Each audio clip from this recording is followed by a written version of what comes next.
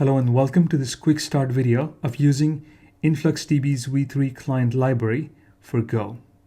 The library can be found on GitHub at the given URL. To get started, all you have to do is download Go package using the package manager. Let's dive right into it. So here we are in Visual Studio Code looking at a Go program. This program is pretty straightforward. All it does, it connects to InfluxDB Cloud using our v3 client library, and using the same library we will write data to it and we will query back the data. I'm also using some other libraries like the Apache Arrow one.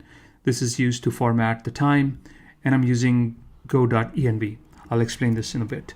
So first step is just to install these dependencies, and you can do that by typing go get and name of the location of these dependencies. So our library lives in GitHub, so I provide that location, and I've already installed all of these, so it didn't do anything.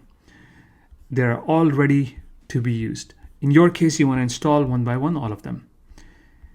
The first thing in the main method, if we look, what we do is we call go.env.load, and this is using this third-party library to load environment variables. Now these environment variables are created in this file called .env, which lives in the root directory of my project alongside the main.go file. And if I open this, here what I have are my private information of my InfluxDB account. That you can find when you log into influxdata.com.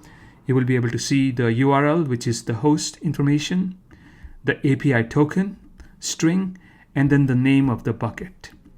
So you want to make sure you provide that information. You can do it like how I've done here using environment variables, or you can hard code them directly, but I don't recommend that. So once we have provided the environment variables, here we will retrieve those values and we will save them because we need them when we instantiate our client, our InfluxDB client object. In the constructor, I have to provide these three variables: URL, token, and the database, like so.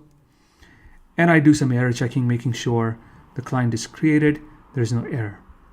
I also call client.close, but this has a defer keyword because this is deferred till later. Once I've created my client, now it's time to write data to it. To write data, first thing we're going to do is we're going to create a point object. Now I'm using a special syntax called the fluent interface, and I'm chaining methods here. What it's doing is writing point, which is essentially our data point. Type of data we want to write are information about insects. Imagine you're doing a census all over the world, and you collected or you found different number of ants and different number of bees in Paris. So I provided that information.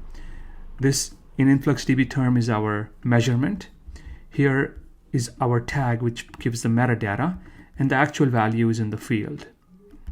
Now if you look at InfluxDB, you'll see these in form of key pairs, but in Go, this is the syntax how you want to provide this information.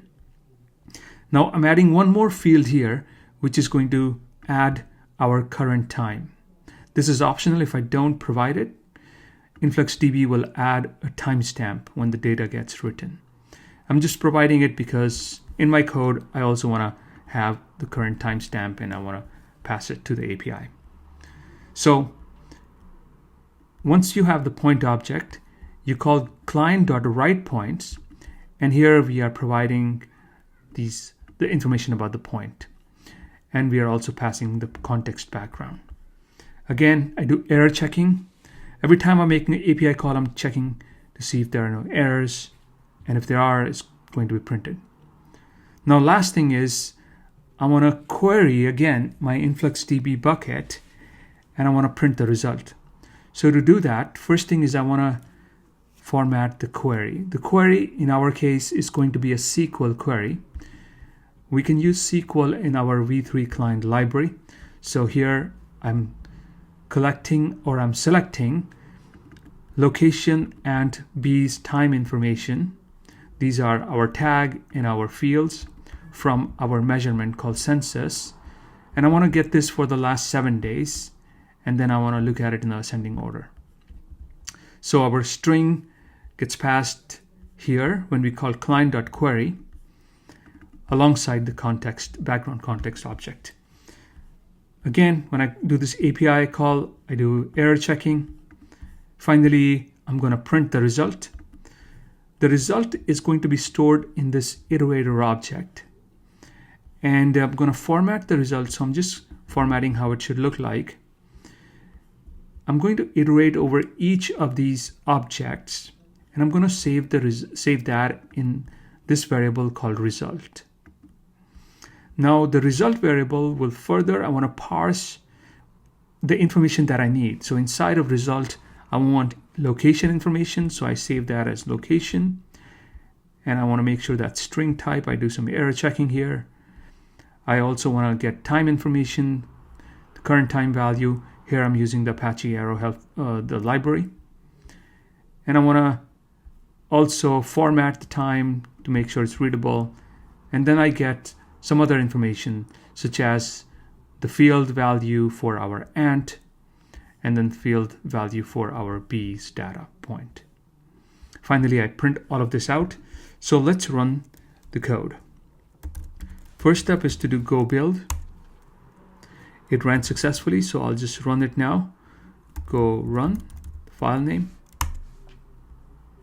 Here we can see our data has been printed out. So the very last thing I added here, let's see, was for Paris, the value was 50 ant and 50 bees, which got written right here. And it's showing us all the other information from the last 7 days. So this is how you would use Go v3 client library. Lastly, I want to show you our InfluxDB v3 client library GitHub project. This is where we downloaded the library. You can find this on GitHub if you search for it. It's open source, and the README has a lot of helpful information. So it tells you the information that you need for your credentials. It will tell you how to install it. It tells you how do you instantiate the client. We provide helpful code snippets. How do you write data to it? How do you query data from it, etc., etc. We also have examples where you can further dive into it and run those examples. If you have any feedback, please chime in our Slack or in our community page, or you can even open issues for any bugs that you find. Lastly, we appreciate if you give it a star. Thank you very much.